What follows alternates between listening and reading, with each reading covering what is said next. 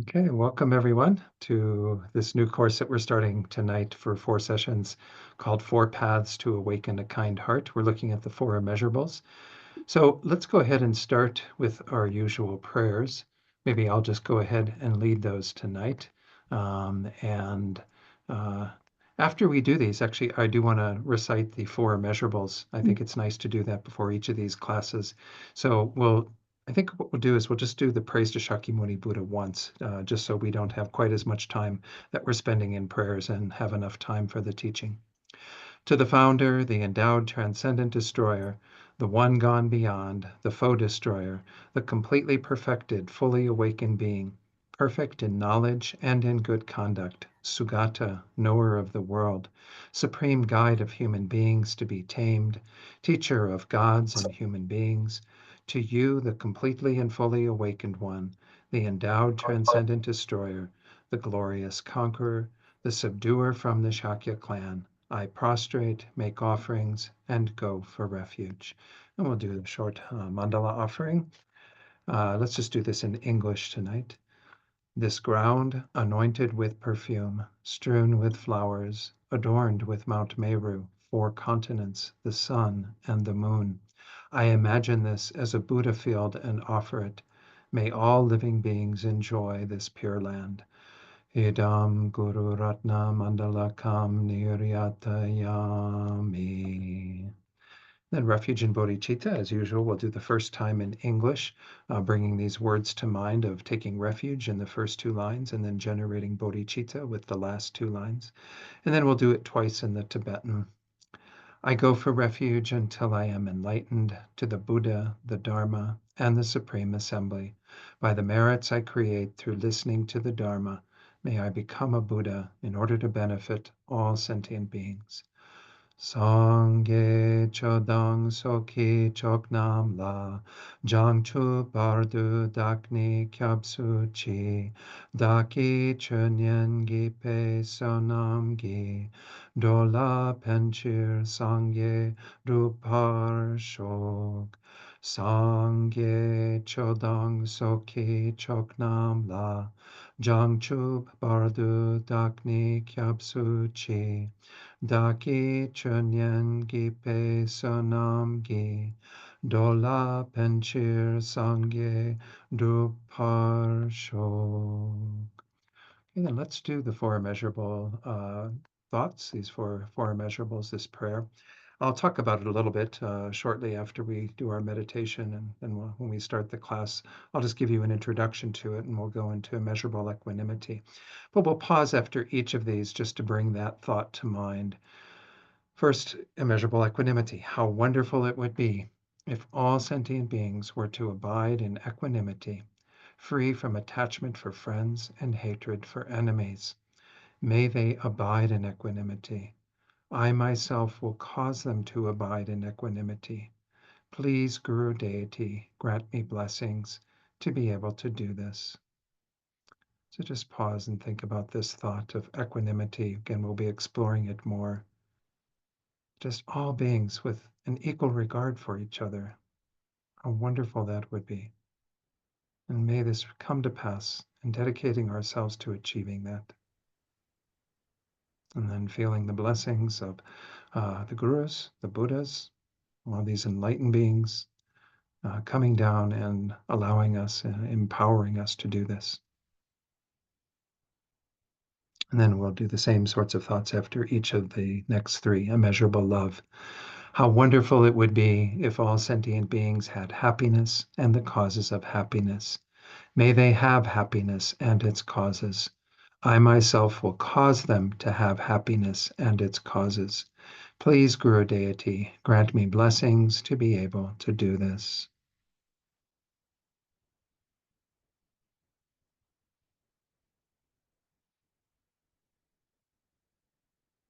And then immeasurable compassion.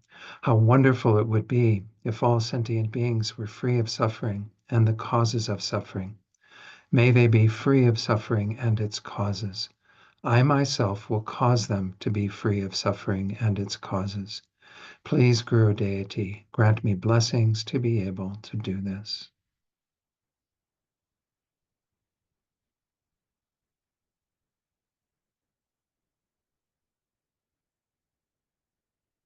and then immeasurable joy. How wonderful it would be if all sentient beings were never separated from the happiness of higher rebirth and liberation.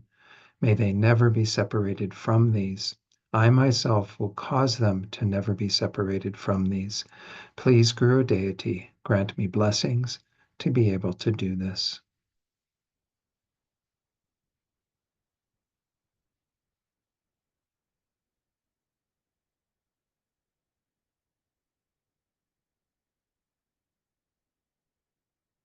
Let's do a short meditation just to refresh our bodhicitta motivation before we begin. So, again, just spend the first few minutes meditating on the breath to focus the mind a bit. Let go of whatever distractions you might have from your day. And then I will lead you in a short reflection to set our motivation for tonight's class. So we can begin the meditation now.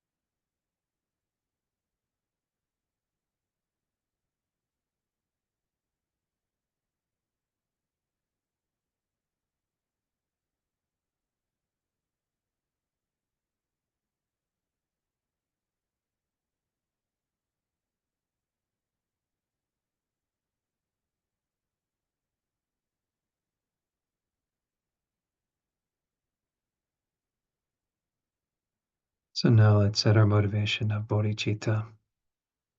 And as we're going to explore in this course, these four immeasurable thoughts feed into our bodhicitta. I often use the term they moisten our mind for bodhicitta, create the ideal conditions for us to have this most altruistic aspiration. So let's just briefly reflect on each of them and feed that into our motivation of bodhicitta for tonight.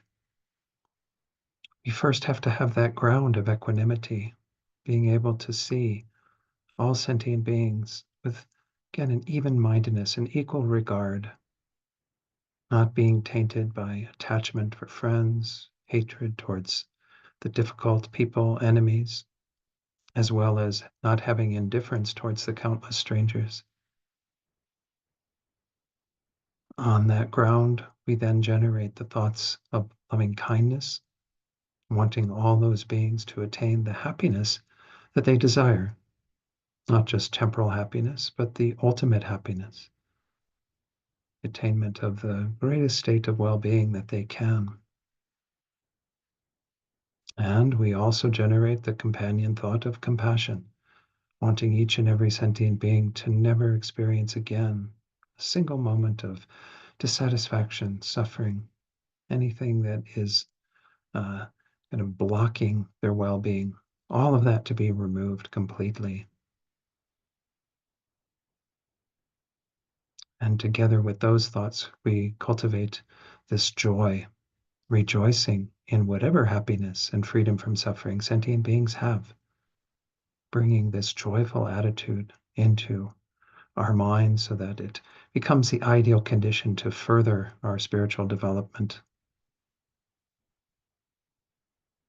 And with those four thoughts, we cultivate then the dedication that we need to have ourselves to help beings to attain these results that we're imagining for them right now, and to develop our minds to the state of complete enlightenment, Buddhahood, so we then can skillfully, perfectly, effortlessly lead every being to attaining that same state. It's for this reason that we're here tonight, and in particular, examining the subject of the four immeasurable thoughts, so that we can create the causes for the well being of not just ourselves, but all sentient beings through what we're doing here together tonight. And you can open your eyes fully, and we'll begin. So, welcome everyone. Glad you all showed up for the class tonight online. And thank you again for your understanding in last week's little dilemma, because I was leaving on Friday. No, it's Saturday, Sunday.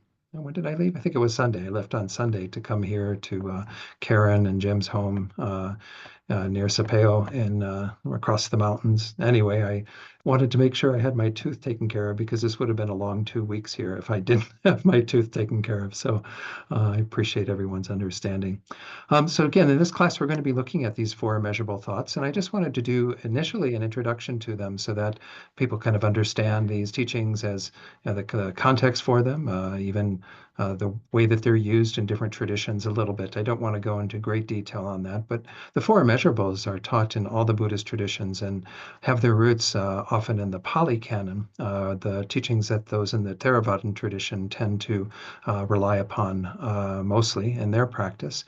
They're called the four Brahma abodes. They have another purpose as well, to cultivate the mind into the ability to manifest in another rebirth in these four states that are called the four form realms. They are essentially, again, realms of concentration and so on. But I'm not going to go into that much detail on that. But these four thoughts obviously are very important in the Buddha's thinking in terms of how we need to practice to change our hearts and change our minds. Because with these thoughts, of course, it influences everything that we do. We then stop harming others, we stop harming ourselves as well. Everything can be furthered by the cultivation of these four immeasurable thoughts. I gave this course the title of Four Paths to Awaken a Kind Heart. I just kind of like this phrase. His Holiness the Dalai Lama often uses it. I do want to share a quote from Kadrola. Kadrola, many of you know, is this amazing Dakini woman who was very close to Lama Zopa Rinpoche. And in one of the teachings that she gave that someone posted on Facebook, there was this wonderful quote from her. But let me share first the quote from His Holiness. It kind of gets us into this topic as well. He says, developing a kind heart does not involve any of the sentimental religiosity normally associated with it. It is for everyone, irrespective of race, religion, or political affiliation. It is for anybody who considers themselves a member of the human family. So we can maybe take that as good advice, regardless of where we are in our own situation, that these are important things for us to be involved in, to develop this kind heart that His Holiness is suggesting is just part of being a good human being. And then this wonderful Kadro Saringma Rinpoche, this is a quote from her. She says, people try spiritually to achieve realization. The true realization is to acquire a kind heart. Other than that, there is nothing really that is useful, nothing else. The two things that we can completely trust that will never betray us or fail us are kind-heartedness and bodhicitta. As I said, I'm going to introduce you tonight and to what I'm going to be covering in the full 4 sessions. The last session will be going into bodhicitta and how all of these feed into bodhicitta more specifically. And of course, all 4 of these are about creating the kind-heartedness that we need to have and rely upon in our lives. So let's go ahead and talk about them a little bit. I do want to mention something about this word immeasurable. Immeasurable, of course, is kind of in the realm of infinite and what have you. Why are they called immeasurable thoughts? First, they're cultivated for all beings who are so numerous that they cannot be measured or counted. Are we saying that sentient beings are infinite, that there is no, whoops, I'm sorry, I hit the screen accidentally. Are we saying that there's, no end to the number of sentient beings that exist? I'm not sure that's really to be taken literally, that there is an infinite number of sentient beings, that you could never exhaust samsara, bring all sentient beings to enlightenment. That's the mindset that the Bodhisattva does have, is emptying samsara, bringing all beings to their complete fulfillment of their potential. So it does seem that there's probably a finite number of beings, but nonetheless, they are so vast that we can't get our heads around it. It's just too big to kind of fathom the number of beings that we're talking about here. I mean, even if we look at this planet, I mean, they say there are what's close to 8 billion human beings on this planet. I mean, what does 8 billion look like? It's just a huge number with a lot of zeros, right? So when you talk about then, of course, including all of the insects and animals and the land and the ocean, wherever, I mean, then we're talking about, again, something that gets to be pretty outrageous. And that's just this world. The Buddha says there are many other realms of existence. Another reason why we can call them immeasurable is that by generating them, it's said that we create immeasurable positive energy and purify immeasurable negative energy. Of course, this is really what the whole Buddhist path is all about. When we talk about what does it mean to be a practicing Buddhist, we're essentially trying to do 2 things: to remove what is negative, what is not wholesome and beneficial for ourselves or for others, and to advance all those things that are positive, that contribute to the well-being of ourselves and others. So essentially, this is what we even mean by the state of Buddhahood. In Tibetan, as many of you know, the word that we use for Buddha, which we recited at the beginning of the refuge prayer when we did it in Tibetan, is Sangye. Sang has that connotation of complete purification, completely removing everything that obscures our minds, everything that it has that connotation of negative energy. This is all of our greed and jealousy and pride and all the subtler ignorance that's underneath all of that, as well as all the imprints of that and all these other very subtle obscurations in our minds. On the other hand, yea, the second syllable in that word, has this connotation of fully developing. In the place of all those negative tendencies are all the amazing qualities, which of course these 4 immeasurables are all about. The qualities of equanimity, loving kindness, compassion, joy. We have many other positive qualities: patience, generosity, wisdom, and so on. All of those will be cultivated and brought to their fruition when we attain the state of Sangye, completely removing everything that is negative, completely advancing everything that is positive. So the 4 immeasurables are very much about that. They do have, as we go through each of these 4, we will be talking about what are they a counterforce to? What is it that they create the positive energy that overcomes the negative energy? And when we cultivate them again for these immeasurable beings, we are creating this very powerful force that can help us to have amazing results in terms of creating this positive energy, this merit, and then purifying all the negative tendencies.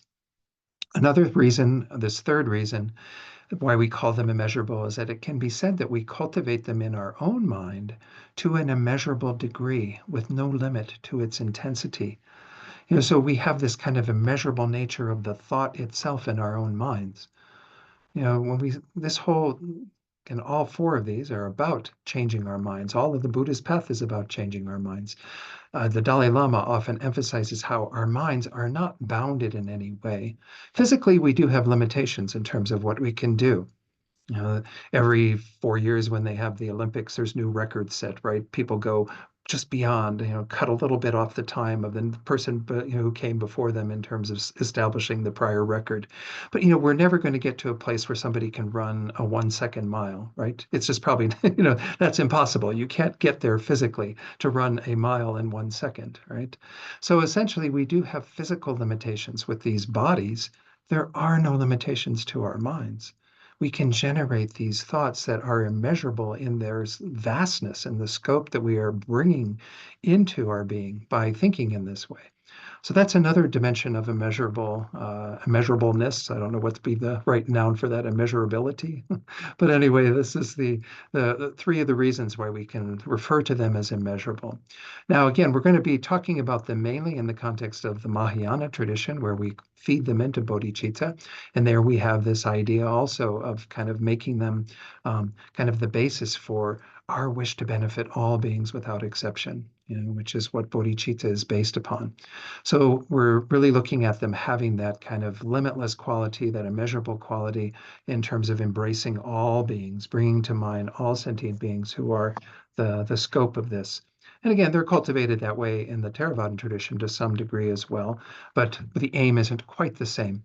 Again, in the Mahayana, we're trying to channel it into that thought to benefit all these beings. In the Mahayana, we also frequently cultivate them in this order. In the Theravadan tradition, you will frequently see immeasurable equanimity presented last. Whoops, I don't know why I keep somehow scraping over that screen. Um, the immeasurable equanimity in the Mahayana tradition is often presented first. Not always, and sometimes when you do look at a practice where the four immeasurable thoughts, that prayer that we went through at the beginning of the class where that's done, sometimes equanimity is done last. But there's a logic to this, and we'll see that when we get to the final class in particular, though even tonight we'll be touching on some of that. The first one is immeasurable equanimity, and that's the order that we did the prayer in tonight as well. In Sanskrit, this is upeksha. This is the term for this even-mindedness that we'll be going into in more detail tonight. This is the starting point for these four immeasurables. Immeasurable love, or sometimes called loving kindness to distinguish it from romantic love, which may have an element of loving kindness, but often has a lot more delusional aspects to it. That in Sanskrit is the beautiful word maitri. You might know of Buddha Maitreya. Buddha Maitreya is the Buddha of loving kindness, of love. The next Buddha who is to appear in this eon of 1,000 Buddhas, this fortunate eon that we are in. Buddha Shakyamuni was the fourth. Maitreya will be the fifth. We'll talk about immeasurable love in the second class. Immeasurable compassion is the next one, and we'll go into that in the third class in Sanskrit. That's this word karuna. And then immeasurable joy we'll talk about in the final class, as well as go into feeding all four of these into our developing bodhicitta, going over the teachings that are presented in the Mahayana tradition, where all four of these do play a role, especially the first three, but even the fourth, joy, does play a role. In Sanskrit, this is this word, mudita. So these are the four immeasurables. And when you'll notice that in the prayer that we did, there were 4 lines to each of the four immeasurables. And that is kind of what we call these four accompanying thoughts within each immeasurable. And so within each of them, there is first an immeasurable aspiration. And sometimes they use different words for this, but this is the phrasing that is done in Pabanka Rinpoche's text that most of you have, Liberation in the Palm of Your Hand. The first thought is an immeasurable aspiration. It starts off all the time with how wonderful. It's kind of this idea of, like you're thinking about something that you really want to be there, but you're just initially thinking about it in terms of how amazing it would be if that really happened. It's kind of just in the realm of an aspiration. It doesn't have a lot of energy yet behind it, but it's already moving us in the right direction. So again, for the first one, how wonderful it would be if all beings were to abide in equanimity and so on. That's we'll go back to the prayer in a moment, but that's the very first line. Then we have a second thought that is accompanying the each immeasurable, and that's an immeasurable wish or prayer. This is where it becomes a little stronger. It's like, may they abide in equanimity.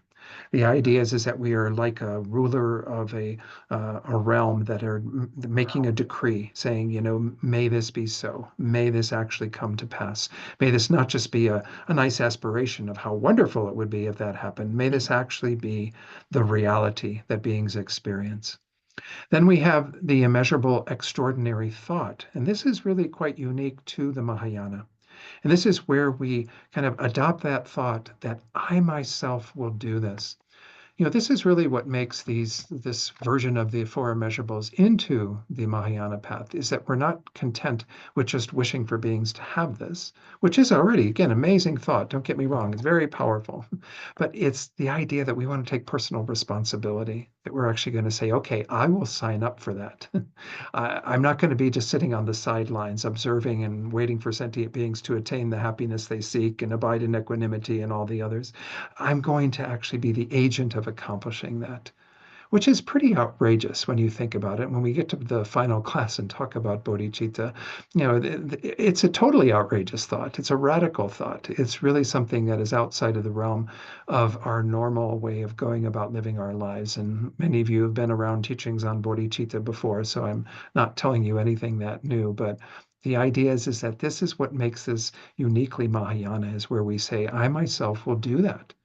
Kind of muster up the courage, the confidence to want to actually be the agent of that in the world.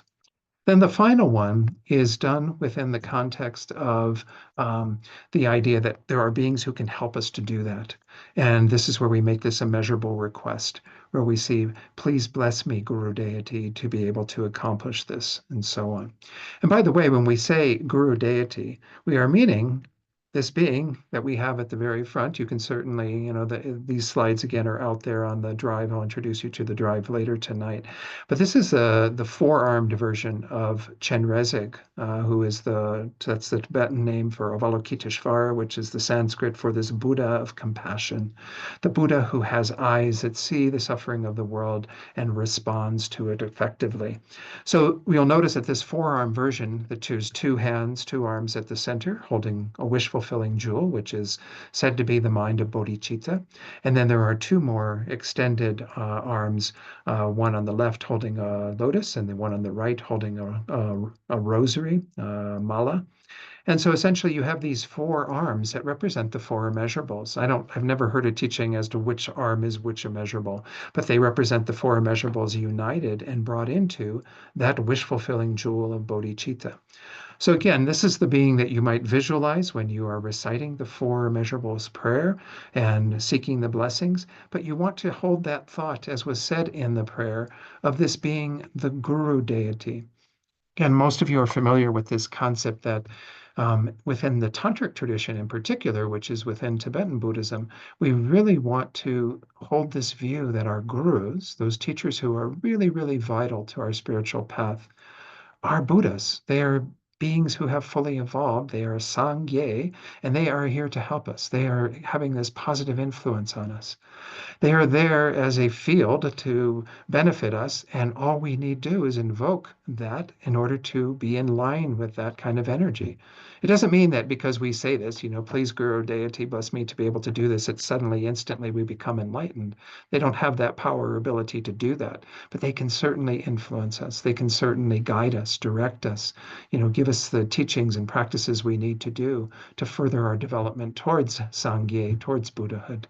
So this is the idea of that fourth one, which again might be a little more uniquely Mahayana, and maybe even more uniquely Tibetan, where we are invoking the embodiment of compassion in this case, though you can also use the embodiment of other qualities, or even Buddha Shakyamuni himself, who was, the teacher who came 2,500 years ago, introduced these teachings into our world.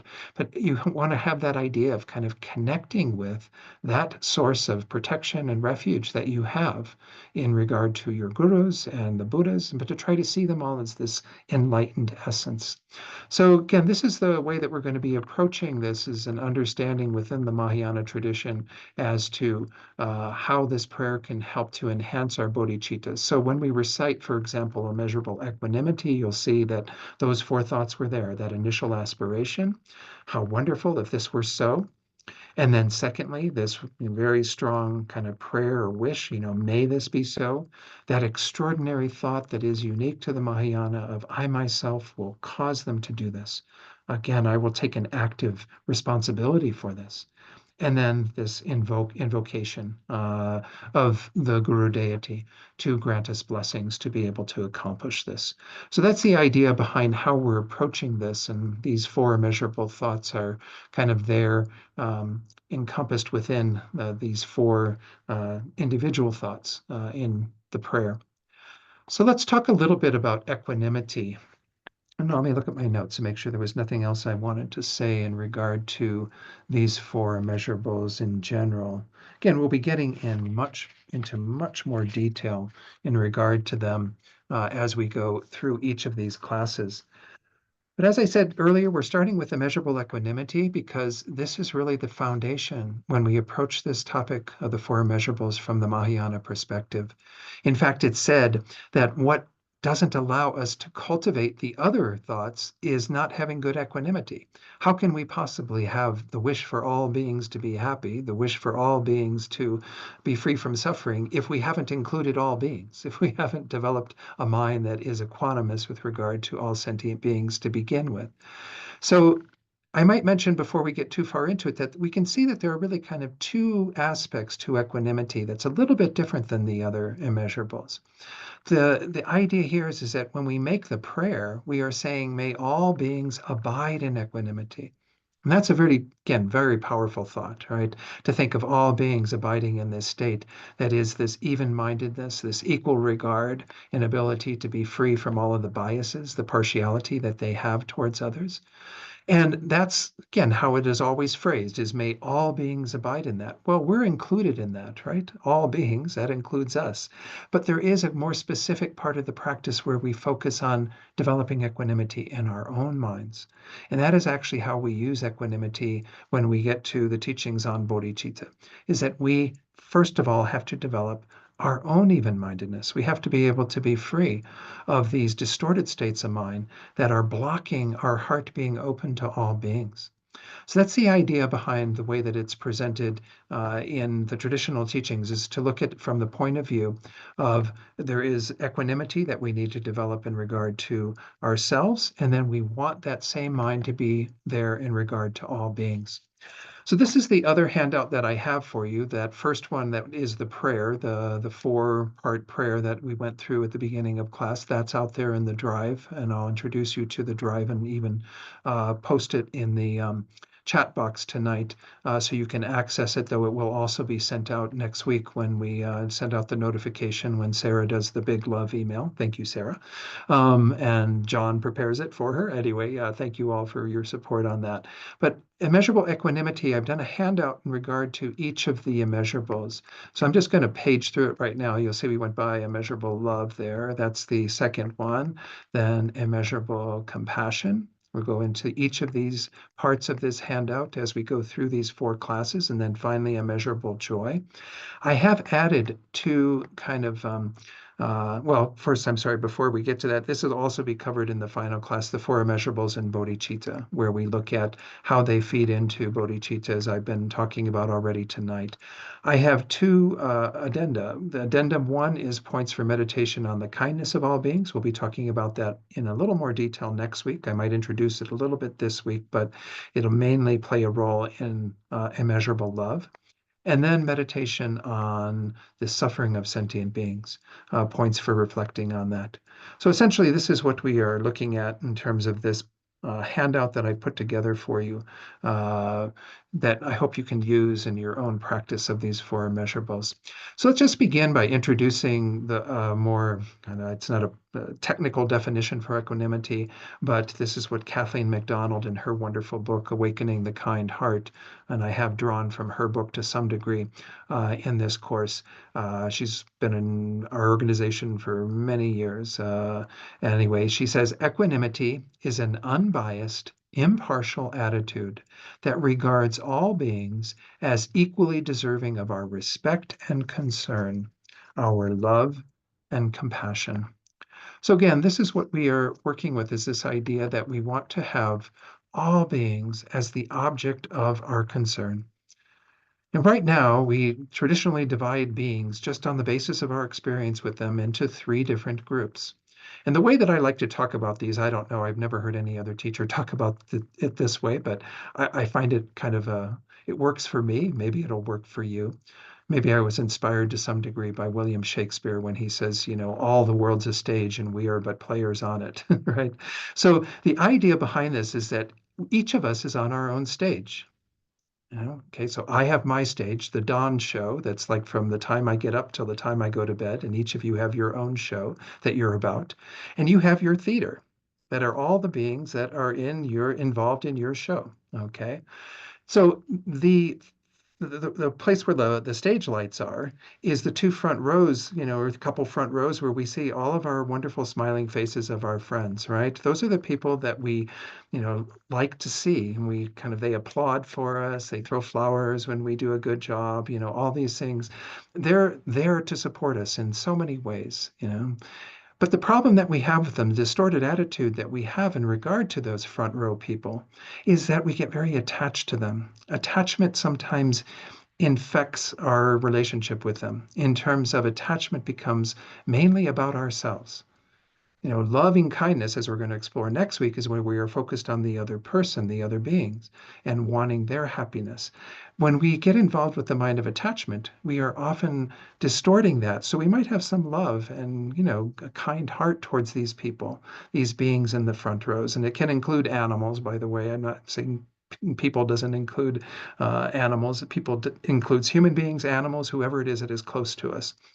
These beings in the front row, we are often taking care of them with the undercurrent of them taking care of us. And that's the mind of attachment when it becomes concerned with our own welfare. So that's the distorted attitude that we have towards those front row people. But they're a big part of our life, right? Those people who do kind of support us in our show, and they are very much, kind of in our camp. Of course, then we have the darkness of the theater, right? Because generally, that's what, if you're up on the stage, you can't really see much beyond those people in the front row, right? The people in the dark of the theater are in our show, but we don't really pay that much attention to them. We call those strangers. Pema Chodron in her writings calls them neutrals, which is the attitude that we have towards them. It's very neutral. And the distortion of that neutrality becomes indifference. Look at how we have just great indifference towards many beings that we might pass on the street in the course of a day, right? We're in our car and they're just driving past us. We don't even think about them. We don't even notice them unless they do something that would kind of register in a positive or a negative way. We have a lot of people who are behind the scenes, who are playing a role in our lives, but very indirectly. And we're going to talk about that a bit more next week when we go into the kindness of various beings. We're going to divide them into those three groups and look at how each of them are showing us a kindness. But we're often blind to that. We just we're about our show, right? And playing to the audience that we can see, those front row people. And so we often have indifference in regard to those beings. That's a distortion of our minds that plays a role in terms of defining that relationship. Then we have the people who are interrupting our show. These are the people who kind of burst out up to we can see them. They come into the lights and they start throwing tomatoes at us or, rotten lettuce or whatever the case might be.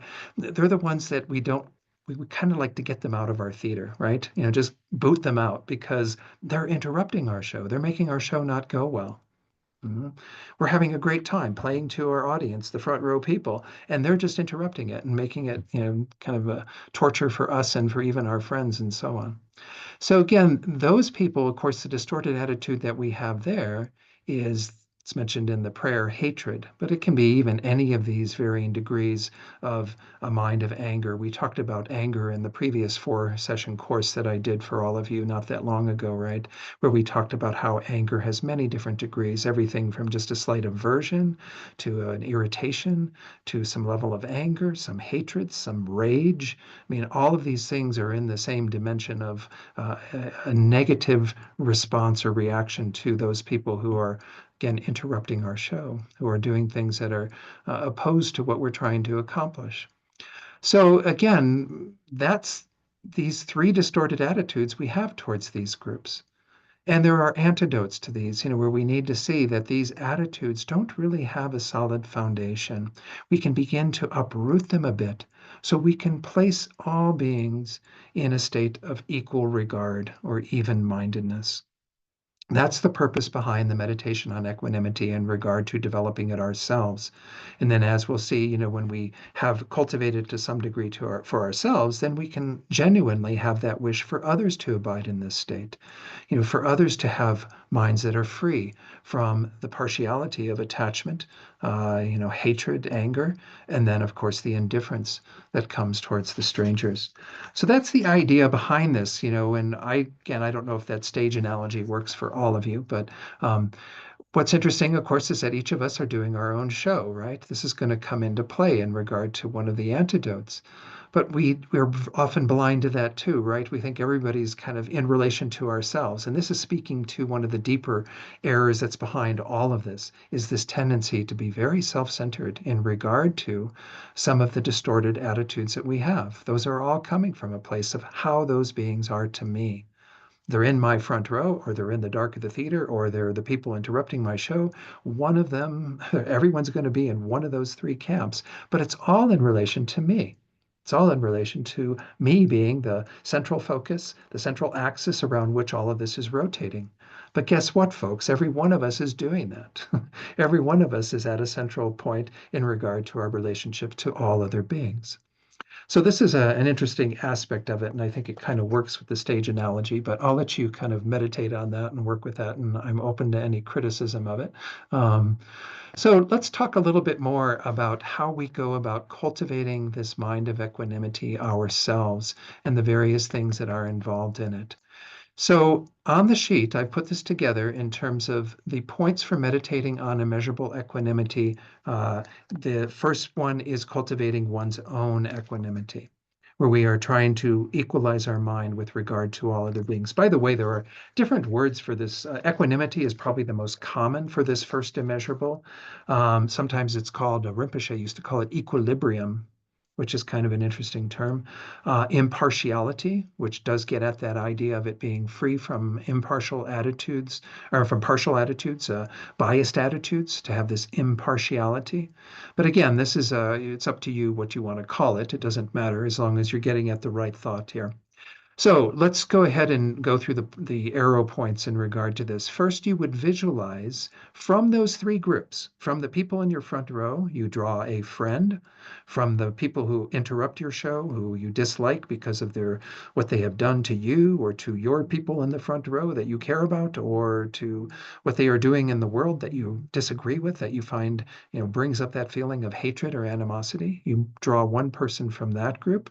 And then you draw somebody from the dark of the theater. Now, some people find that the hardest to do because they're in the dark of the theater for a reason. We don't really know them.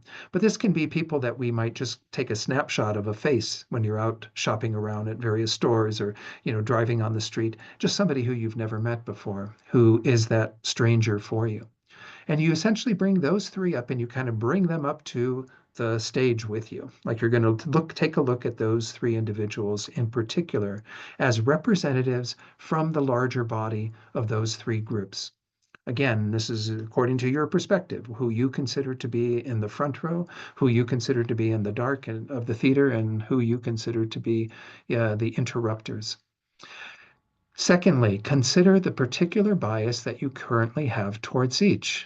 Again, I just explained these a bit, but the attachment that you have towards your friends, the tendency that you have to play to them so that they do applaud you, so that they do take care of you and treat you well and what have you. The tendency to have repulsion or anger, hatred for the enemy, the difficult people, the interrupters. And then lastly, the indifference that we have towards the stranger. And examine the reasons why you have those attitudes. I mean, begin to see what they are based on. Every attitude that we have, it's kind of interesting. Geshe wrapped in apparently, I mean, he said that essentially all of these attitudes that we have towards beings are simply just judgments that we're making. They're kind of like opinions, right? They had that old phrase, opinions are like blank. Everyone has one and they all stink. I'm not going to share the term for you, but I think most of you have heard that term before. Anyway, the idea is that this is just our own judgment or opinion that we have about various beings. That's all that they are. And sometimes they can even be based on wrong information. That goes and comes into play often, right? We just don't have sufficient information. We are pigeonholing, labeling somebody in regard to a particular aspect that we see that we're more sensitive to. And then that's our total judgment of that person. But again, try to see if you can pick apart a little bit. Why do you have that attachment towards the people in the front row? Why do you have this indifference towards the people you've never met, the neutral people? Why do you have this anger and animosity, even repulsion towards those beings who are doing things that you find offensive? You know? And we'll talk about this more in terms of, when we are doing this kind of analysis, we're trying to see beings in terms of we can take issue with some of the actions they're doing. Absolutely. There's nothing wrong with that. Saying that an action that a being is engaging in is not good, not helpful, not, it's definitely something that's going to harm themselves and others. But we want to hold the being as somewhat separate from that. This is something that is going to play a role as we get into more and more of this discussion on the four immeasurables. We're trying to hold beings in the light of not identifying them with their actions or even with their delusions, to try to hold them as simply a sentient being who has the same potential that we have, the same difficulties that we have, and so on. So this is the first kind of meditation that you do after bringing forward these three, is to just reflect on the attitudes that are distorted, the biases that you do have towards them, and see if you can discern to some degree why you have those attitudes. Are they really based on the true person or not? That's an inquiry perhaps that you can get into in that second bullet point. The third bullet point is also worth investigating to some degree, contemplating the disadvantages of those three attitudes to reinforce your wish to overcome them. I want to spend a little time on this. We often talk about, especially these attitudes of attachment and anger and how disadvantageous they are. And I already went into, with the course I did on anger not that long ago, many of the disadvantages of anger. But I'm going to touch on those nonetheless because it is important that we see these as things that are not useful for us to have in our minds.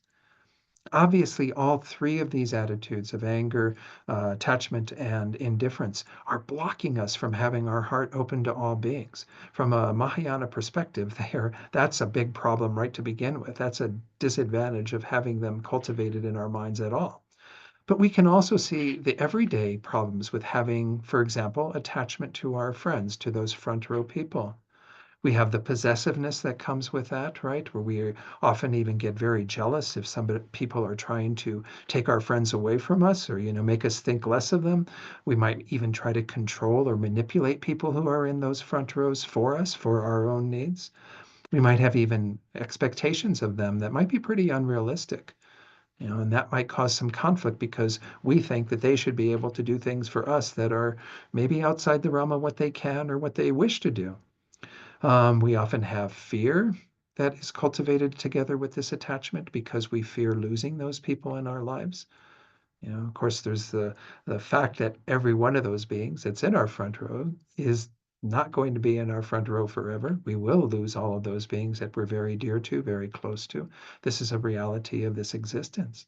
But we often fear together with our attachment because attachment is the mind that is clinging and grasping at those beings continuing to be there in our lives.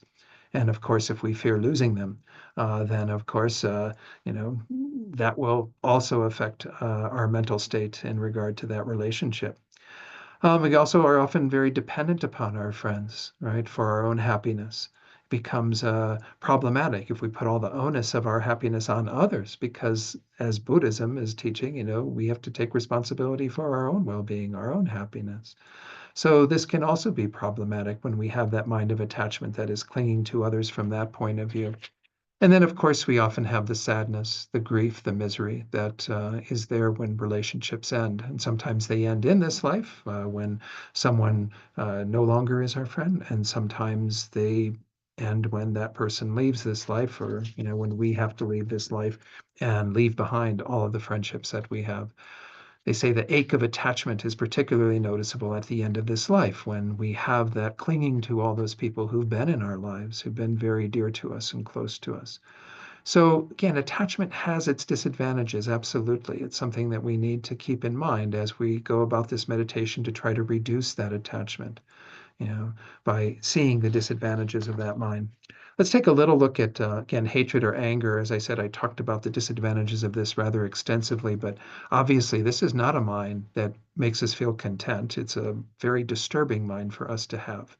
We're unhappy when we have the mind of anger. And generally, it causes us to ruminate and focus on that anger and make it deeper and deeper in our minds. They use the analogy, I used this in the previous course, of like if we have somebody that we are wishing to get back at, it's like holding on to a red hot coal waiting to throw it at them.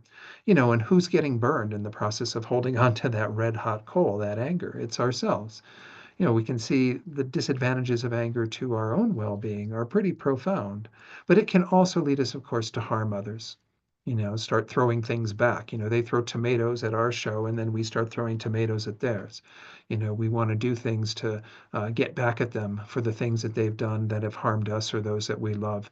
And of course, in the process of doing that, we are also hurting ourselves because we're creating the negative karma that is retaliating at others for the things that they've done to us. That's only going to come back in terms of further harm to ourselves.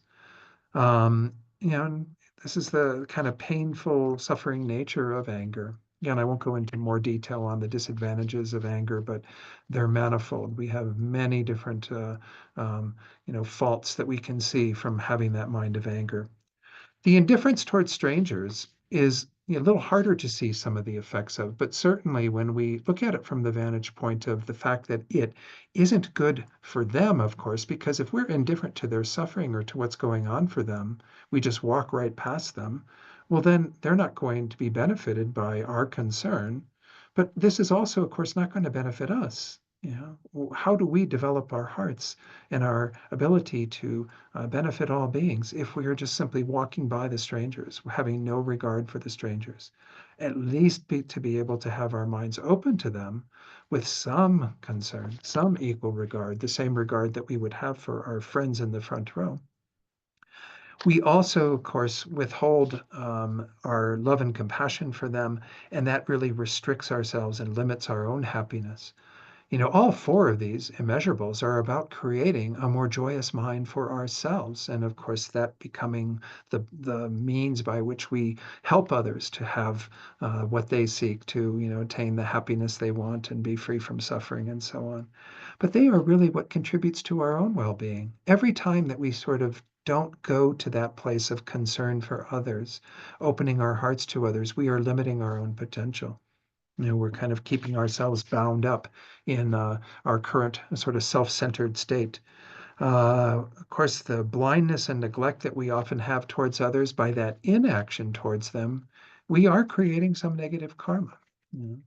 So Venerable Rabina, for example, when she was teaching many years ago in Santa Fe, she was talking about this topic of generosity and how when there's somebody walking down the street, a complete stranger, and say they do ask you, they come up to you and they say, oh, by the way, I really need some money. Could you help me out? I haven't eaten today or whatever. And you just kind of walk by. She says, you should say, no, that's my person I need to be concerned about. That's my homeless person that I need to be uh, kind of involved with their lives. If they've come up to you and they've entered into your field of experience, then they are somebody who we should have some concern for. And of course, we have many of these. I know it's very hard to keep our heart open to the reality of the world and the suffering in the world, but that's what a bodhisattva does. That's what we are trying to get past is the indifference that is blocking our openness to being concerned about the welfare of these beings who, again, have not really come into our sphere of influence yet in a direct way. So this is the one thing I want to mention, as I said, we'll be going through kind of what these minds are trying to combat. What we can also talk about is the fact that we want to make sure that we are very clearly getting the mind of equanimity that we are desiring. Equanimity is not indifference. In fact, this is what's often called in all four measurables. They have what's called the far enemy, which is the thing that it's combating, that it's a complete opposite to. In the case of equanimity, that's these three distorted attitudes, these biases of attachment for friends, hatred or repulsion for enemies, and then the indifference towards strangers. Those are what we're trying to oppose by having this equal regard. But we can have this tendency to fall into a mind of indifference as we look at these three beings and kind of they become somewhat equal. Well, then we think, oh, I'm just going to be indifferent to all three of them. That's not what we're trying to cultivate at all. That's what's called the close enemy. So every one of these has a far enemy, and that can be a number of things in some cases, but it has something that it is opposing, and then it has something that can be kind of close to it, but off the mark. That's why it's called a close enemy. It's close to what we're trying to accomplish, because you do want to have an equalness to how you're seeing beings, but it should not become indifference. The mind of equanimity should become an equal concern, an equal regard, where we would be, again, just as willing to be a benefit and help that person who is a complete stranger on the street as we would to our dearest friend. It's kind of hard to get to that place, right? To imagine us being, that not having that bias, that discernment that we're going to put somebody in a completely different category.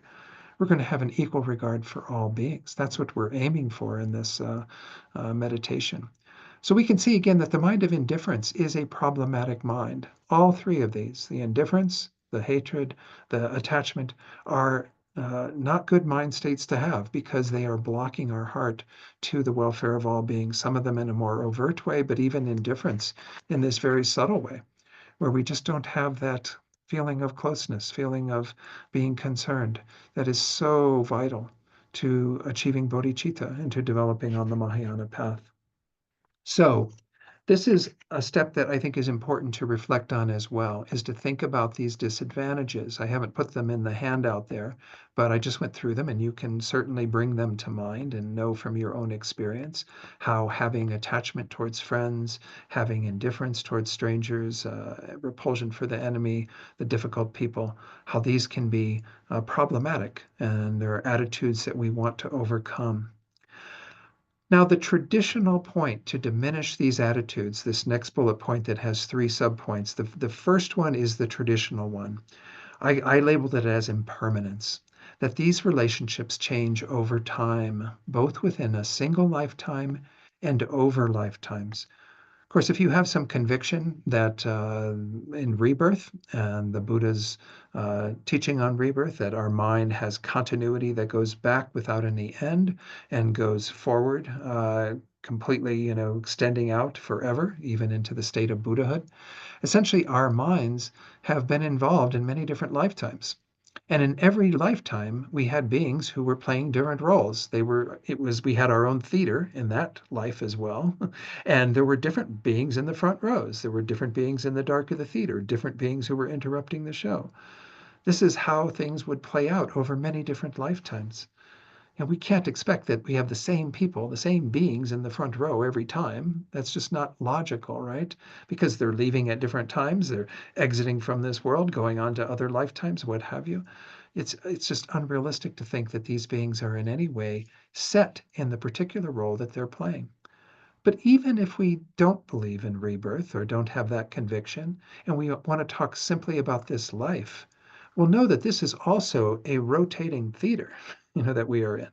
Beings come from the dark as strangers and enter into our lives and suddenly become front row people, right? That's happened with many of us, right?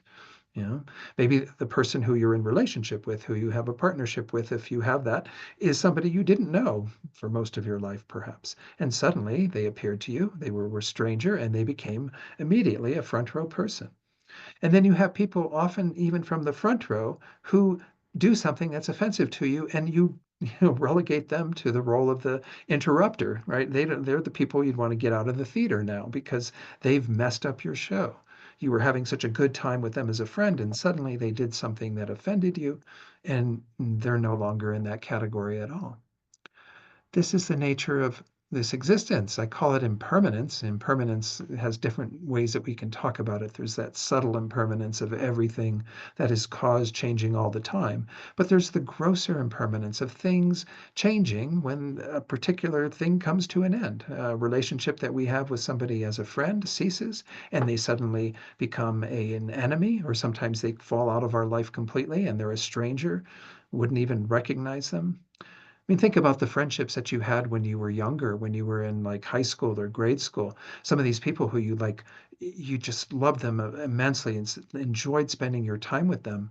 And then perhaps you haven't seen them since then because you took different routes and you went off to college and maybe they stayed in town and you never really reconnected. You wouldn't even recognize them on the street, right? So you had them as a front row person at one point in this life and were very attached to them and had that attitude. But now they're a complete stranger. The point of this exercise and meditating in this way is to recognize that with this being kind of a moving theater from within this life as well as lifetime to lifetime, there's no solid basis upon which to have these three attitudes. Why would I only have this attachment towards these friends and people who are in the front row right now when that could change at any moment, right?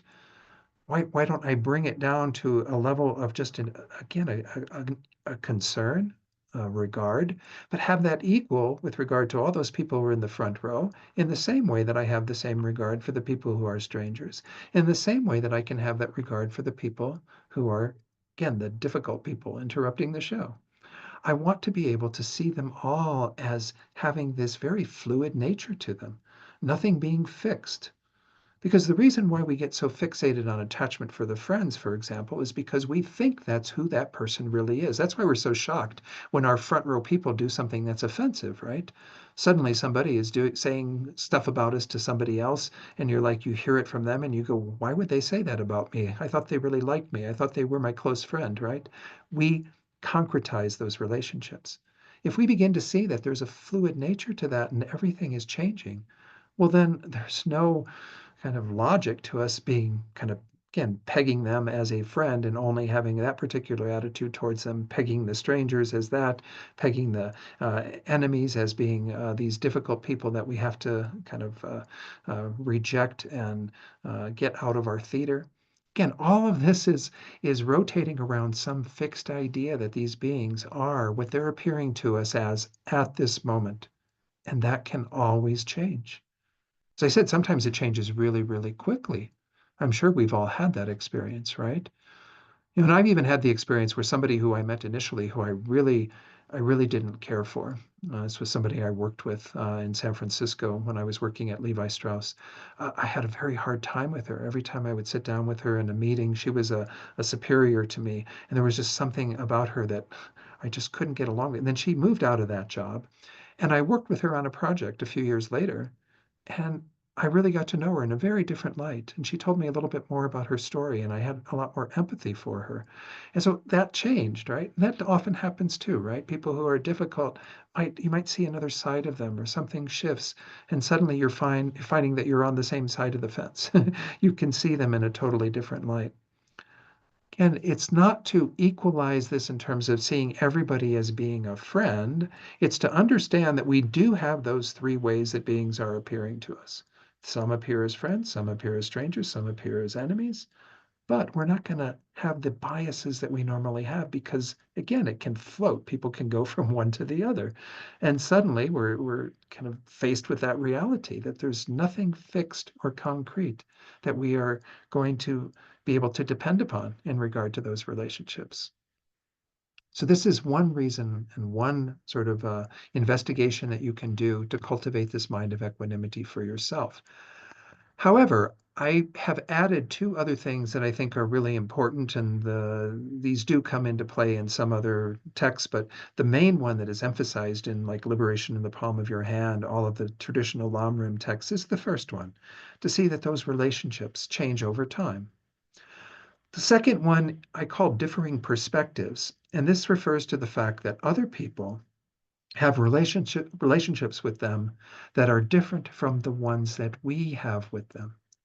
Remember how I said earlier how we're all in our own stage with that analogy of like it being your show. There's the Eloise show and the John show and the Stella show and so on. We each have our own show. Well, some people who are in my front row might actually be disruptors for somebody else's show, right? That's totally possible. I really like these people. They kind of fit with my karma and with who I like to have in my front row, but they could be people who are inducing animosity in someone else who I like. I mean, that often happens too, right? That we see another side of somebody that is on the basis of someone else's perspective, someone else's show. So this is, I find this one really, really quite valuable because it gets me out of this fixed thinking that there's something set in regard to my experience of that being. Every one of us has beings who see us in very, very different lights, right? Um, Again, to quote Venerable Robina, I remember she's used this example of Adolf Hitler. I mean, Adolf Hitler seems to be almost a universal enemy for people, right? Somebody who we can always look whenever we're talking about somebody who fits the role of that disruptor in a major, major way in regard to our world back in, the Nazi Germany and what have you, was a pretty major negative force. And most people have that experience of Adolf Hitler in that vein. But Venerable Robina said, well, but his little doggy woggies loved Adolf Hitler. The beings who were he was taking care of, who were in his immediate circle, really admired him and thought, kindly of him, right? He was not this cast in stone, inherently evil person to every other being. There is no such thing.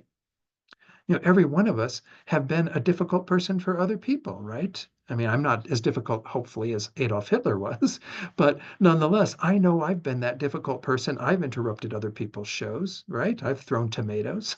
I've done my share of that kind of, despicable stuff. Again, maybe not to the degree that some people in the world have done these things. But if I've been that difficult person, and I know that that's one point of view that somebody could have of me based on my experience with them. But yet my front row people think very differently of me. They actually kind of like me and they want to put me in their front row. Well, that right there shows the fact that there's nothing kind of concrete or inherent about who I am as a person. Each of us has many different dimensions to us.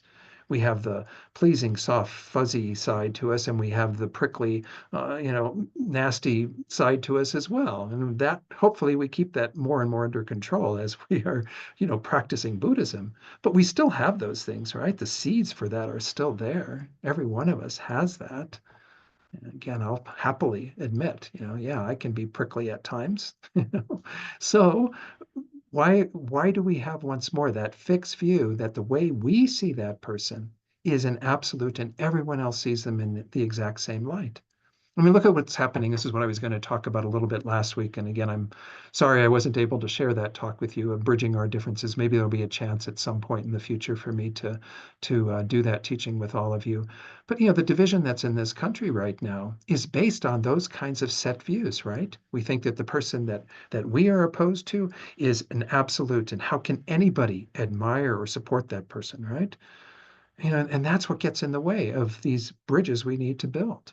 And of course, one of the things I was going to talk about last week is equanimity as the basis for building bridges. We have to realize that we are seeing things only through the very narrow lens of our own perspective, only through the way that we are being affected by that person. Other people can be affected in a very, very different way. People who admire that person, love that person, are loved by that person. Those are very different experiences than the experience that I might have of that person. But what does that say? It says, again, there's nothing absolute about that. Everything depends upon the perspective of that person. And so there isn't a ground, once more, for these three biases. The attachment towards friends, there isn't a ground for that because those people could be seen in a very different light by others. Same with regard to the indifference for strangers, the hatred or animosity towards those who are difficult. So everything again, it's all kind of rotating. And the second one, not rotating in terms of us being more at the center, but the fact that everyone else is at the center of their own show, if you will, and are seeing them in a very different light.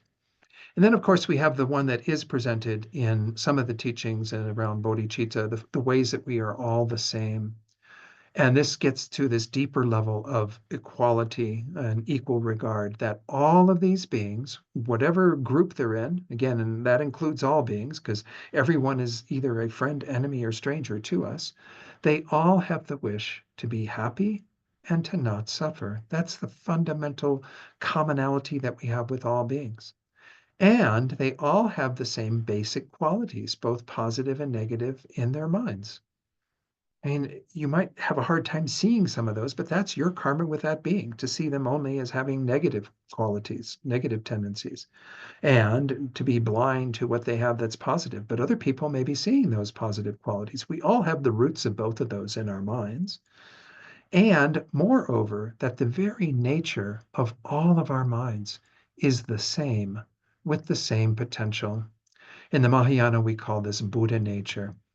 The fact that every one of us has a mind that is this non-material phenomenon, and mind is not the brain. Mind has that continuity from life to life, this non-material, clear phenomenon that knows, that is aware of things. That mind is fundamentally pure. Everything that pollutes the mind, all these crazy notions and delusions and things that we have, all of that is not in the absolute nature of our minds. It can be removed when those positive tendencies are developed. you know. So again, all these biases that we have of attachment and anger and indifference can be removed when we cultivate more equanimity, when we are able to see beings through that equal regard. This is the nature of our minds, is that our minds are not cast in stone and can be developed. And this is true for every being who has a mind. In Tibetan, the word for sentient being is sem chen. Sem is mind and chen is possessor. So every sentient being possesses a mind. Therefore, every sentient being has Buddha nature, has the potential to free that mind of everything that is clouding it. They use this word adventitiously. It's there adventitiously because that means you haven't introduced anything to offset it, to kind of get it out of there. It's inhabiting it, but it's not of the nature of it. It can be removed when the antidote is introduced. And that's the same for our minds. If you create all the positive tendencies, they will act as a counterforce to the negative ones, and they will be kind of changing the total nature of their mind. And all the positive tendencies are actually resonant with our fundamental nature, with our Buddha nature. So essentially, what we have in regard to all beings is that same potential. When I look at whoever it is that I consider to be those disruptors to my show, be at a national stage or a world stage, that are doing things that I disagree with. Again, I can disagree with what they do, but I shouldn't be, you know, narrowly focusing on the person and making them into something inherently evil. But if I'm doing that, well, I should be able to see that the antidote to that is to see that that may be how that's manifesting right now, that being having that delusion, in the same way that I have the seeds of those delusions in my own mind. But that is not who they are at the deeper level. Their mind has the same fundamental purity. It has the same potential to be developed into a Buddha. So this is the idea behind this third one, is to really see all beings are really the same as myself, wanting to be happy, not wanting to suffer, and most of them incredibly confused about how to go about attaining happiness and freeing themselves from suffering. There's that wonderful verse from Master Shantideva. I have it here, his verse 28 from his first chapter on bodhicitta in his Guide to the Bodhisattva's Way of Life. For beings long to free themselves from misery, but misery itself they follow and pursue.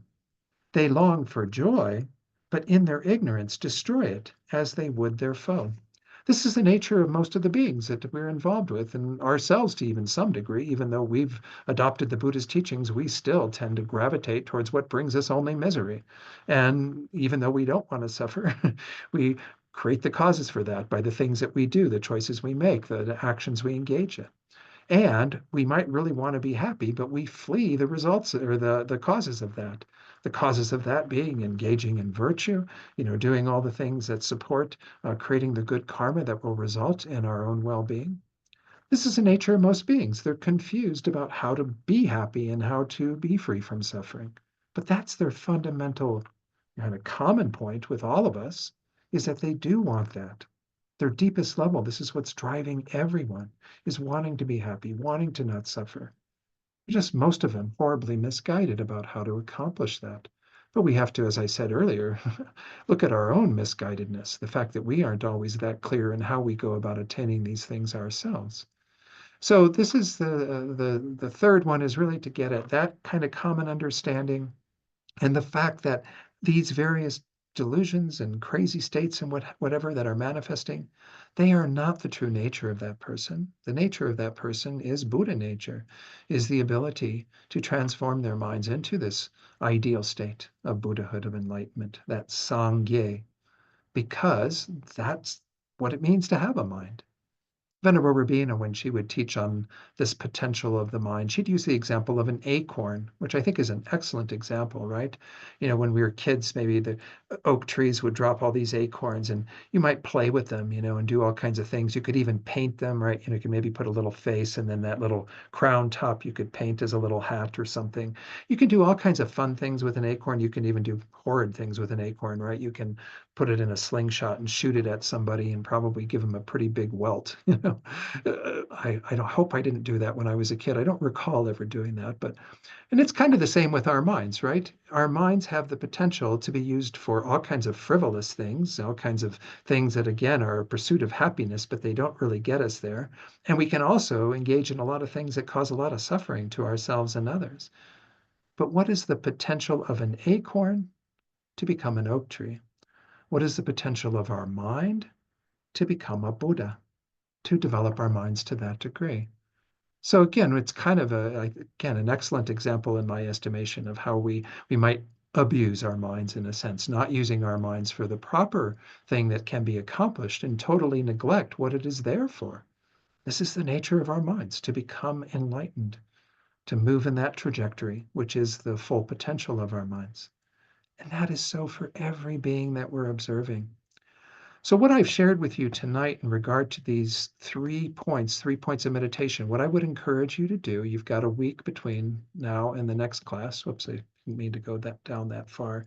Um, you've got these 3 things that you can work with over the next week. And if there's one that really appeals to you and you think it'll be really effective, then you're welcome to just work with that.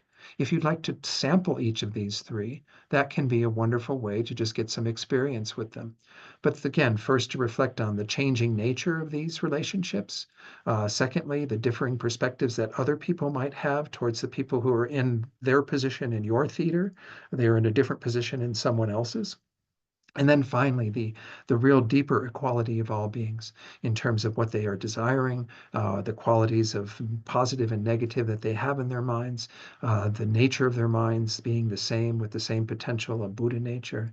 Whatever of these work for you, just try to investigate them. And then the effect, as it says, that last bullet point, the effect from this meditation is to equalize one's attitudes and have a heart that is open to all. The goal is not to have the same relationship with everyone or deny the reality of the relationships we do currently have with others. In other words, you're not trying to make everyone in the theater squeeze them all into your front row. That's not the point. You're going to have different karma with different people. Remember in the life story of the Buddha, he had his cousin Devadatta, who even became a monk, followed the Buddha to some degree, but he despised the Buddha, right? And he even caused a charging elephant to go towards the Buddha with the aim of killing the Buddha. Well, not exactly an exemplary member of the Sangha, right? Not somebody who you'd really want to have hanging around. But the Buddha had equal regard for him, of course, but the Buddha still had people manifesting in that way towards him. So don't expect that this is going to make everyone into front row people for you. And that isn't really the job of this meditation. The developing equanimity for yourself means having that equal regard for all groups and not being tainted by these biases of the attachment again for the friends, the indifference to strangers, the aversion, repulsion towards the difficult people. So again, this is what you're working on trying to cultivate over the next week. Now, when you kind of generate that wish for others to cultivate equanimity, as it says here, having tasted equanimity in one's own mind, generate these thoughts towards all beings, regardless of where they are in your theater. And that was the 4 that were what we recited at the beginning tonight. How wonderful it would be, again, that immeasurable aspiration for all beings to have equanimity, that immeasurable wish or prayer. May they have that. May they abide in that state. And then this immeasurable, extraordinary thought, I myself will cause them to abide in that. And the wish to receive the blessings of the Buddhas, the gurus, so that we can accomplish that. And that concludes the first immeasurable. And we'll go into immeasurable love next week. And in regard to this thought for others to have this, again, this is what we want to kind of work with in regard to when we recite the four immeasurable prayer. It's to think about all beings having that equanimity. Um, it does have to start, though, of course, with ourselves. We have to know what this mind is like in regard to our own attitudes and to free ourselves from these biases so that we can then wish for others to properly have that. We're going to see that in regard to love and compassion as well. That there is kind of implicit in there a desire for all beings to have these same states of mind, right? To be able to develop themselves to have same positive qualities that we're developing. But we see that all of these are really about beginning with ourselves, especially with equanimity. We have to see the value of this type of mind. That if we had an equal regard for every being, regardless of the location they have in our theater, that is something positive and something that will be have its fruition in terms of our ability to eventually be able to benefit all of those beings. Maybe not in this lifetime. I sometimes joke that, when it's not much of a joke, it's kind of an awful joke, but remember when ISIS was chopping off all the heads of these people that they would catch a foreigner and then they do a video of them like severing the head of somebody? I never saw any of these videos. I don't know. I think they got them off the internet as quickly as they could. I don't think I'd want to see one of these videos, but I might be able to generate some equanimity towards these beings if I tried really hard, right? These people who were so militant and radical in what they were doing that they had no thought about taking the life of another being for their political cause and what have you. But that doesn't mean that I'm going to get on a plane and go over and find ISIS and the members of ISIS and try to, convince them that they need to change their ways and perhaps they are not finding the right means of attaining happiness and blah, blah, blah, blah. I have to kind of keep my distance, right? Because otherwise I'm going to be the next video. It'll be Don's head being lopped off, by ISIS. Right? So, this is the point is that we're working with these things with the understanding that they're helping us to become more capable, to become a better being, to be able to handle these things. But it doesn't mean that, again, that we go outside of what we're comfortable with, that we actually try to befriend all these beings and make them into somebody close and dear to us, when in fact they might have, our demise in mind. So again, this is the idea behind this, is when we think about others and want them to abide in equanimity, it's because we know that that will be good for them. We might not be able to actually cause them to have that equanimity in this life with the limited abilities that I have to be able to have any effect on somebody who's, so radical on what they're doing and thinking. But I want to have that thought. Wouldn't it be wonderful if every being in the world was free of those biases? My gosh, that would be like world peace 101. If everyone was free of the animosity towards someone who is other. That's what I was going to talk a bit about last week as well, is the othering that is behind so much of our divisiveness, that we label someone as other and then we are able to have that animosity towards them because we see them as different than us. If we see the commonality that we have with them and the potential that they have as well, well, then we can embrace them in a more an equal regard and open-heartedness. Again, it may mean that there are limitations to what we can actually do right now in regard to helping them, but we want to build up our own courage and certainly have the thought of other beings being able to be in that same state, because we know that there are advantages to having those states of mind. Certainly, to have the mind of equanimity for ourselves would be amazing. To have every being have the mind of equanimity would be outrageous. So, so that's the idea behind that last part of cultivating that more universal wish that all beings have that state. So let me open it up to see if there are any questions in our last 5 minutes or so tonight, or comments that people want to make. Yes, please, Bill. Can you unmute? Yes, there you go. Did you mention a handout somewhere? hmm Is Yeah, it? let me show you right now where that is. Sorry, I didn't mean to mention that. If you let me copy this in there right now, I'll copy it into the chat box. Let's see, I'll put it in the chat box and you can pull it up at this moment. So it's in there now, and you can click on it. As I said, I've given this to John. I gave it to him a little late for this week. I apologize. But you do have, it will be coming out with the Big Love email that will be sent out before the next class. But certainly, if you want to work with this material, as I've suggested, then it would be good to kind of click on it now, and it should take you to that drive on your server. And then, is that doing that? Let's see. Oh, yep. But you're going away. Uh, I'm still here. you're there. Press And, on, are you on the chat? Did you press on the chat box? uh, Chat. I clicked on it, and it's got like 4 different things here. I just sent it to everyone. It's in, are other people seeing it in the chat box? Yeah, Four, 4 paths to awaken a kind heart. yeah. Click on that. Just put your cursor up above that and then click on it. And it will take you to your server to where that drive is, where those handouts are. Oh, yeah, okay. Okay. Uh, When you go there, it should look like this that I had pulled up momentarily. It's got 4 handouts there. By the way, it has presentation slides. This is the same folder I used for Tupten Norberling when I did this course in February for them down in Santa Fe. So essentially, you can click on the second one of presentation slides there. That will bring up a PDF of those slides that I went through tonight, right? So you can see all of not too many slides, just a number of slides where I talked about that. If you wanted to review that, if you wanted to, whoops, didn't mean to click on that. If you wanted to go to the handout that I was sharing, then you would go to this handouts. This is what I went through the first page there on immeasurable equanimity. So that's what you can use and work with for the next week. And then, as I said, I'll go through the remainder of this. And then if you wanted to recite the prayer, this is the Immeasurable Thoughts prayer that we did at the beginning of tonight. So all the handouts are there and got access to them now. So, all right. okay.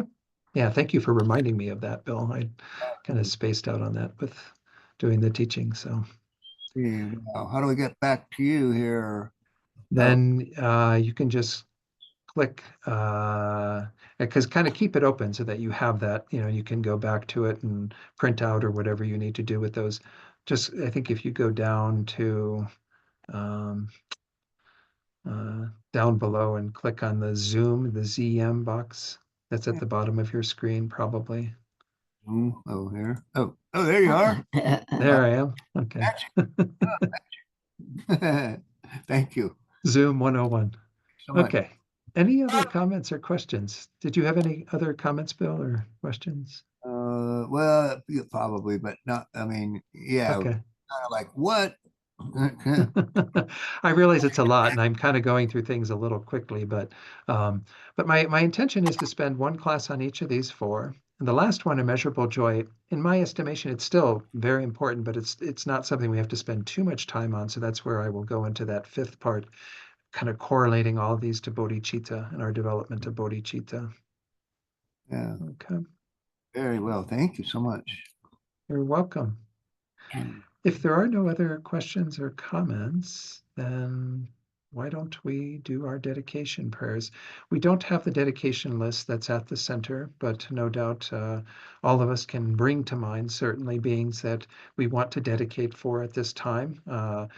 Those beings that we know of who are experiencing obstacles, who are going through some form of illness, mental or physical illness, and then those who have died or are dying at this time. Mary Jo, did you want to share something in regard to that? Or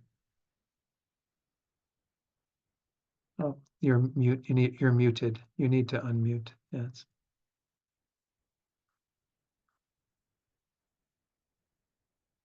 There you go. Did I understand you that joy you thought not to be so important? No, what I said is it's not that it isn't important. It's just that it doesn't take as long to cover it. So Okay, we will be going to Immeasurable Joy in the fourth class, yes. and then together with it, we will be going through that fifth part of the handout, which pertains to how these are Mhm. fed into cultivating bodhicitta. Yes, So good. yeah, the Thank instruction you. on cultivating joy is just not as complicated. You know, the first three it takes like a whole class to go through each of them essentially. Whereas joy, I won't need the entire final class to do that. So Okay, yeah, okay, thank you. so again, we won't recite all the names, but certainly we can think about all the names that are written in the prayer list that are there at City Garba, and then anyone else that we're holding in our minds right now, holding in our hearts. We dedicate for the welfare of these beings so that they can be free of whatever obstacles they're experiencing, also free of the illness that they are encountering. And then those who have died or who are dying, that they have everything that's ideal for moving from this life into an ideal state to be able to meet and practice the precious Mahayana Dharma and become enlightened quickly. And we'll do our usual dedication prayers. Let me pull those on the screen. And we'll start with the general dedication. And we'll just do these in English tonight.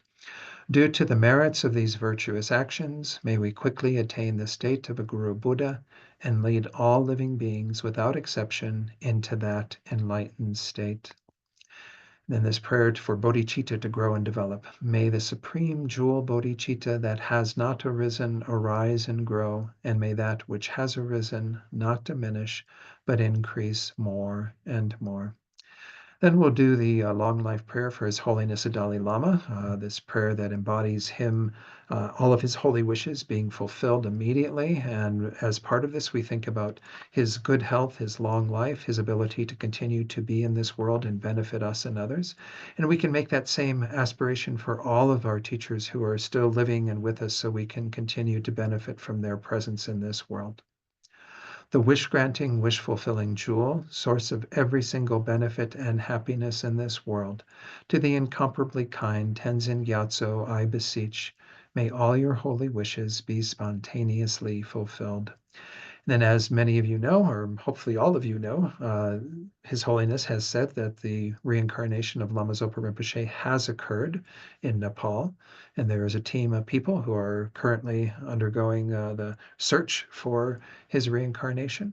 But we are encouraged to continue to recite this prayer for everything to be auspicious for identifying his reincarnation and for raising that reincarnation to be able to be a benefit to us and all beings in this world. So let's recite this 4-verse prayer for Rinpoche's swift return. Peerless teacher and assembly of the children of the victorious ones, Shravakas and Pratyeka Buddhas, victorious Losang father and sons, along with the lineage masters, all the objects of refuge of infinite lands, please bestow the virtue and goodness of accomplishing this prayer here and now. Holding and spreading the Muni's precious and complete teachings through explanation and practice, you wore the armor of patience that is never discouraged. Incomparable Venerable Guru, to you I make request. While striving single-pointedly for the sake of the victorious one's teachings, the sole gateway through which all benefit and happiness emerge, and for mother living beings you suddenly departed to peace. What a great loss! Nevertheless, through the undeceiving truth of the blessings of the ocean of the three jewels and the great waves of bodhicitta of the children of the victorious ones, may the smile of a reincarnation swiftly beam in glory for fortunate disciples. Thank you all for joining tonight. Again, next week I'll still be away, so I'll teach from here next Thursday on Immeasurable Love. And if we have time, even we'll see how it goes with covering the material. It's nice to do a short meditation on these together. Maybe we'll try one maybe on Immeasurable Equanimity before we begin next week. But uh, it's important that we just take this as practice advice, as how do we go about cultivating these minds that are so important, again, especially in regard to bodhicitta. So I encourage you to work with this over the next week. And then I will be back in person again 2 weeks from tonight for the last 2 Thursdays of May to teach for all of you there. So thank you again for being here. Have a good week. Thank you, And I'll Don. see you then. And thanks so much for all your Thank support to you. everyone there. Thank you, Okay. Donna. Thank All you, right. Don.